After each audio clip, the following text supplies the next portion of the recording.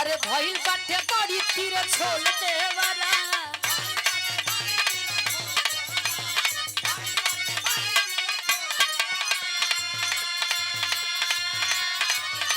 अरे भइल बाटे बड़ी तीर छोल देवरा और अभी अभी इस महफिल में शिरकत की आप सम्मानित श्री परम आदरणीय पूजनीय थाना अध्यक्ष महोदय जी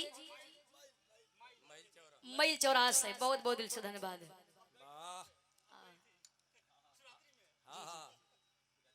और शिवरात्रि के उपलक्ष्य में हमारा और गुरु जी का कार्यक्रम था, वहां पे मुलाकात हुआ। बहुत बहुत दिल से धन्यवाद।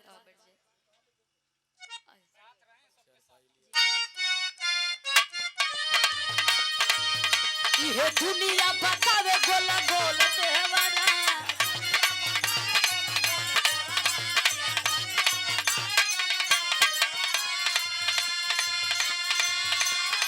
अरे ये दुनिया बतावे गोला गोल देवरा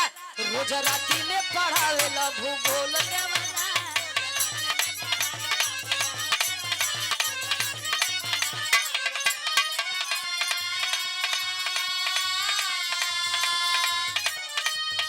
अरे लिखल बटवरा देवाली पर अरे लिखल बटवरा देवाली पर भौजी मरतनी तोर ओठा लाली पर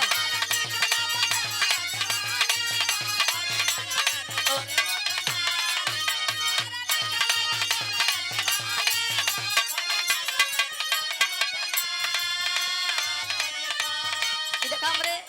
रवि भैया का फरमाइश रहा कैसे अरे लिखल बटवरा देवाली पर अरे लिखल बटवरा देवाली पर भौजी मरतनी तोर ओठा लाली पर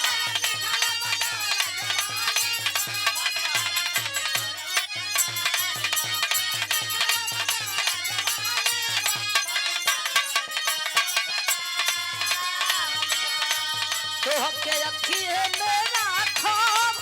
चांद तारा जाई से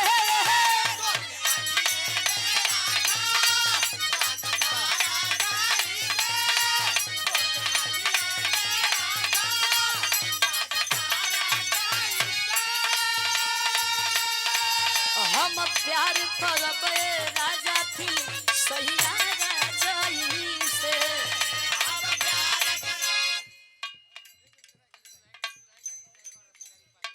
और दुल्हे राजा जी के ड्राइवर अपने गाड़ी के पास चले जाइए और आदेश आया है और ये सादरी क्या उनका देकर सम्मानित की बहुत बहुत दिल से धन्यवाद। तो हके रखिए मेरा खाब चांद तारा जाई से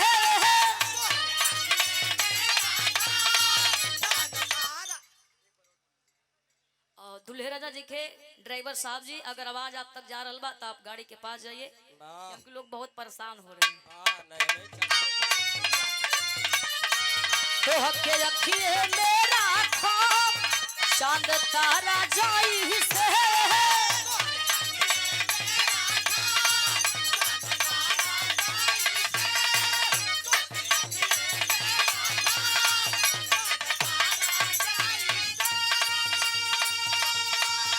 हम प्यार करबे राजा थी सहिया राजाई से हम प्यार करबे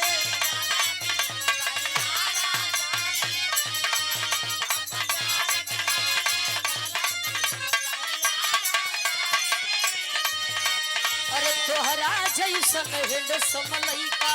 कहाँ पाई बहो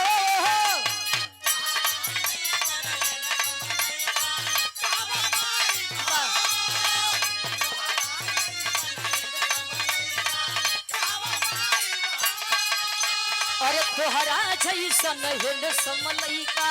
कहाँ पाई बहो अपन पापा के दामाद करे जा तोहके बनाई देहो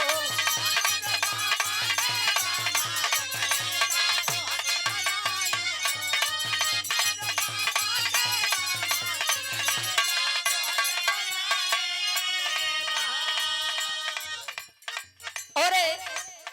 सम्मान के साथ बागी बलिया की धरती के रहने वाले हमारे बड़े भैया जी रवि चौधरी बड़का भैया जी की तरफ से इस भाव को सुनते हुए एक कई हजार रुपया देकर सम्मानित करिए। और भैया का आपको बहुत बहुत बधाई जो कि आप नई स्कॉर्पियो लिए हैं और मिठाई भी देकर आप सम्मानित किए हैं। बहुत बहुत दिल से धन्यवाद। आप जहाँ भी रहिए स्वस्थ रहिए, मस्त रहिए, व्यस्त रहिए, यही दुआ यही विनती करते हो और आपके जीवन में हमेशा मंगल ही मंगल हो।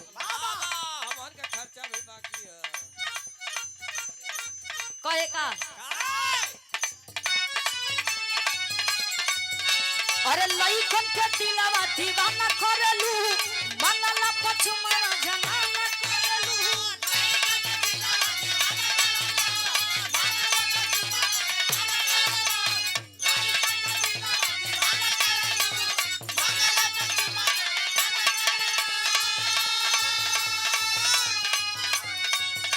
अरे गली गली करता उड़ावले बाड़ू कहा तू रोजाना या न जाना करलू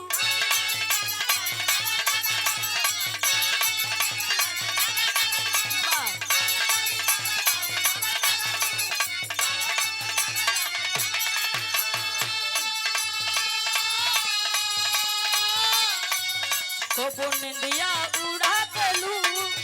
कबो कनखी दबा देलू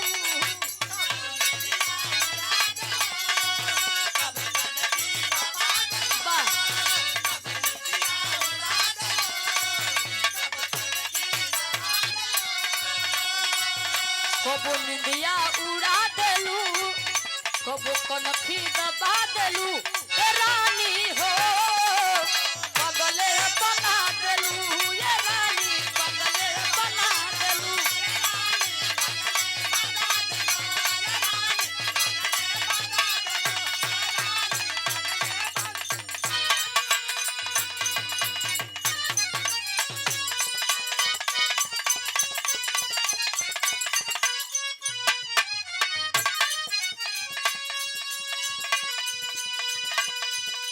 हो